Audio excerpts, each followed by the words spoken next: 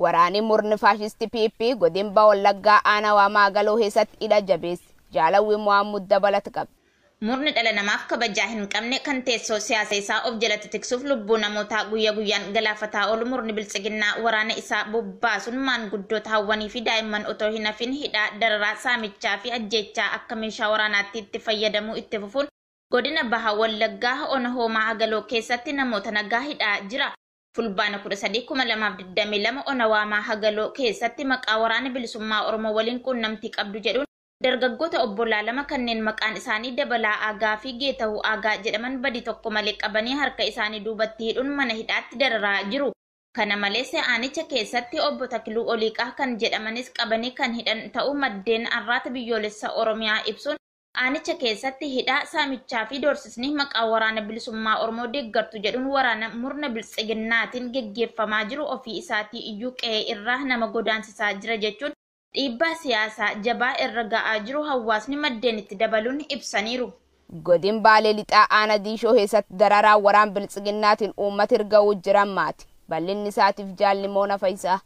Murni biltsiginnaa ilmaan Oromoo bakkaayyuu dararuu ammeessuun godina Baalee Lixaa ona Diishoo gandoota garaa garaa keessatti waraana qubsiisuun saamicha reebicha manneen gubuu fi hidhaan rakkoo hamtuu uummata irraan ga'aa jira. Gandoota ona Diishoo kanneen akka Coofiraa, Hayiddaa, Garambaa Diimaa, Ora Sobbaa, Gojjirraa fi Miyoo Qarsaa keessatti manneen qonnaan bultootaa guban malee beelladoota kanneen akka re'ee fi hoolaa namoota dhuunfaa qalanii nyaatu. Maqaa waraana bilisummaa Oromootu isin keessa socho'a jedhuunis reebicha namoota nagaa irratti raawwatu. Kana malees namoota qonnaa isaaniin ala hidhata siyaasaa kamuu hin qabne maqaa woboo deeggartu jedhuun qabanii buufata poolisii aanaa Diishootti hidhuun kan rakkisaa jiran yoo ta'u, buufanni poolisii kun guutuun namoonni ala laastikiin hidhamee fi jala bulfamuun rooba fi aduun dabaree itti wal furaa jiraachuu maddeen arraata biyyoolessa Oromiyaa ona Diishoo gabaasaniiru.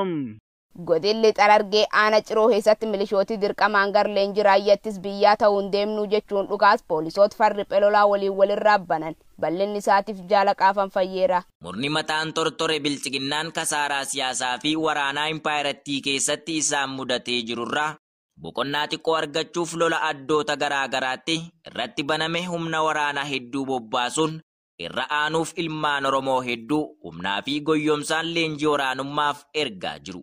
Namoota hidhata murna biltsiginnaa hin qabne dirqamaan leenjii waraanummaaf erguun cinatti caasaa isaanii miliishota abbootii maatii ta'an godina Lixaa Xarargee ona Ciroo Araddaa Gaara Nugus lakkoofsa 3 keessaa poolisoonni humna addaa Oromiyaa fi farri riphee lolaa qabanii deemsisuuf yeroo jedhanitti mormii isaan gidduutti uumameen garee qabatanii walitti dhukaasaa turan.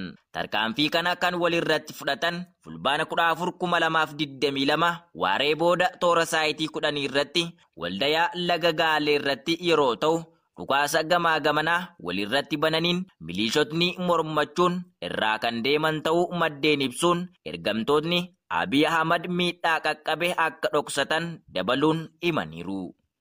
Baha Wallaggaa aanaa Giddaa Ayyaanaa keessatti konkolaachisaa tokko hidhattooti murni biltsiginnaa ijjeessan. Bal'inni isaa Jaaliciitii Bantiittu qaba. Ilmaan Oromoo dachee abbaa isaanii irratti mirga dhabuun keessaayyuu waggoottan arfan darban kana keessatti Oromoon xiqqaa fi guddaa osoo hin jenne rasaasaan garee maqaa Oromoo dhaatuun akka baalaa harca'aa oola.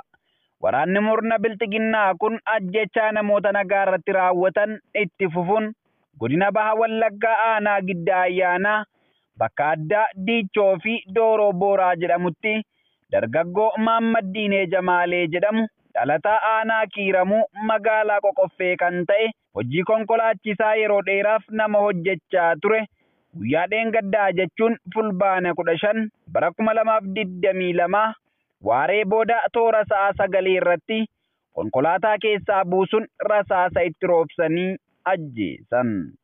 Dargaggoon kun badii qabaate osoo hin taane Oromoo ta'uu isaa qofaaf akka ajjeefame jiraattonni arraatni biyyoolessa Oromiyaa dubbise tokko dubbataniiru.